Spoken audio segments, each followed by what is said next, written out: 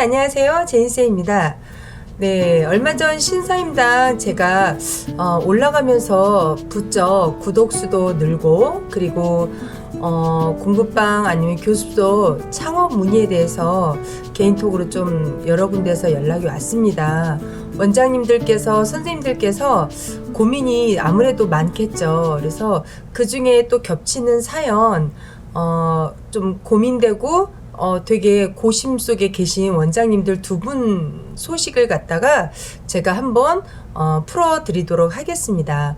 한 원장님은 빌라에서 공부방 창업을 하셨고요. 다른 원장님은 인근 근처에서 교습소 창업을 하셨습니다. 왜 이 두 분의 스토리를 같이 묶었냐면, 두 분 다 500세대 안 되는 그런 미만 지역에서 두 분 다 창업을 하셨어요. 물론 지역은 다 다르세요. 근데 스토리가 비슷한 게, 두 분 다 한 창업한 지 2개월 정도 됐는데 무서울 정도로 연락이 없습니다. 프랜차이즈를 받았다고 말씀하셨거든요. 제가 어디냐고 묻지도 않았어요. 어디냐고 묻지도 않았고, 그 다음에 이제 2달 정도 됐는데 그 원장님께서 굉장히 그 장문을 갖다가 다 쓰셨어요. 지역은 창원이고요. 공방을 개원했는데 빌라라는 거죠. 그리고 아파트도 500세대 안 되는 곳이고, 인근에 제가 이제 좀 피드백을 받을 때 학교 같은 것 좀 적어달라고 했는데, 초등학교 학생 수도 너무 열악한 거예요. 한 300명 전교생이 그런 쪽에서 창업을 하셨다는 거죠. 그래서 이분은 이제 다른 데서 컨설팅을 들어보니까 빌라에다가 공부방을 하면 망한다, 이런 얘기를 들었는데 정말 그럴까요? 굉장히 걱정스러워서 저한테 장문의 톡을 주셨습니다. 이분 같은 경우는 일단 사실은 프랜차이즈를 받았다고 하지만 우리가 일반 상가를 얻는 것처럼 보증금이나 아니면 큰 월세가 다달이 내야 하는 그런 심리적인 스트레스는 일단은 훨씬 줄죠. 그런데 학생이 지금 1명인가 등록을 해서 지도하고 있는데, 나름 굉장히 열심히 광고를 하신 것 같아요. 그럼에도 불구하고 문의가 없다라는 거죠. 교육비를 여쭤보니까 한 18만 원 선?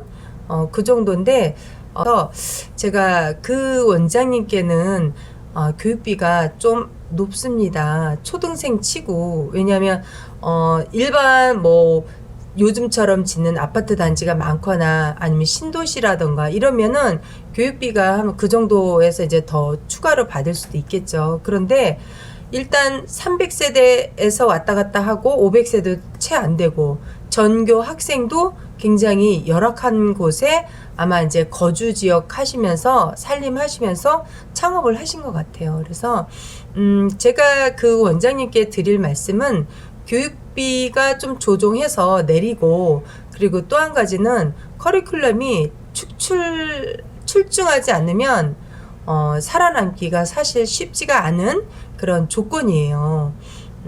기본적으로 최하 1000세대 아니면은 못해도 700~800세대부터는 출발을 해야 원장님들께서 광고를 하든 주변에 학교가 있을 거예요. 그 정도면. 그렇게 좀 아주 기본적인 골격을 좀 갖춰줘야 하는데 좀 많이 열악하지 않나라는 생각이 들었습니다. 그리고 후자인 경우는 그분도 500세대 미만인 곳에 그분도 또한 지방이셨어요. 그런데 2달 비슷한 사연인데, 문제는 두 분 다 너무 없다 보니까 학생들이 진짜 5명 이내도 안 되니까 두려우신 거예요. 어떻게 이거를 헤쳐갈까.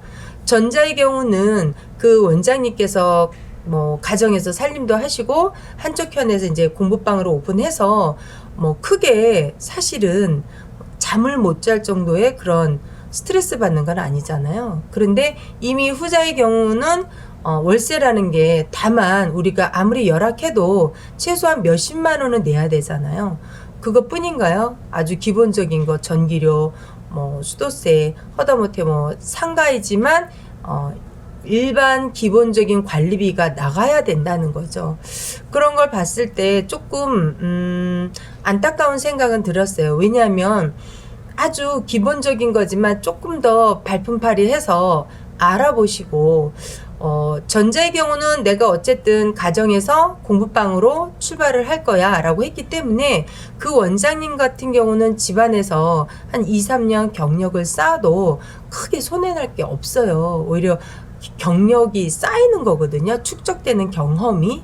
그런데 후자인 경우는 2년 정도 우리가 보통 상가 계약을 하다 보니까 정말 아이들이 차고 넘쳐서 진짜 집주인이 월세를 올려달래 라고 해도 우리가 이제 그 상가보호법에 있어서 우리가 더 자동 연장할 수 있잖아요. 근데 지금 그 원장님 같은 경우는 너무 심각한 거예요. 지금 2달 됐고. 그래서 제니쌤 유튜브 보니까 6개월 안에 쇼부를 보라고 했는데 저는 정말 내가 이게 잘한 일인가 할 정도고, 또 그분도 이제 본사에다 어떤 프랜차이즈인지 그 교재를 한 2권 정도 할당을 받아서 써야 되는 입장이라고 그렇게만 이제 또 장문으로 연락을 주셨습니다. 저는 학력보다 무서운 게 뭘까요, 여러분? 경력입니다. 그래서 이미 주사위는 던져졌고 각자의 필드에서 마음 먹고 창업을 했다는 거죠. 그래서 지금 되돌아갈 수도 없고 사실 빼기도 어렵고 곤란한 이제 스타트의 선상에 섰기 때문에 할 수 있는 모든 걸 다 동원해서 한번 초집중으로 광고하시고, 얼마 안 된다고 하잖아요. 500세대가 안 됐으니까. 글쎄요, 저 같으면 좀 커리큘럼 조정 좀 하고 정말 탁월하게 조정을 하고, 그 다음에 열악한 지역일수록 좀 교육비를 갖고 훨씬 더 임금보다는 조금 더, 다만 한 2, 3만 원 미만일지라도 저렴하게 치고 들어가서 운영을 하셔야 되는 게 좀 낫지 않을까, 그런 방법이 훨씬 더 도움이 되지 않을까라는 생각이 듭니다.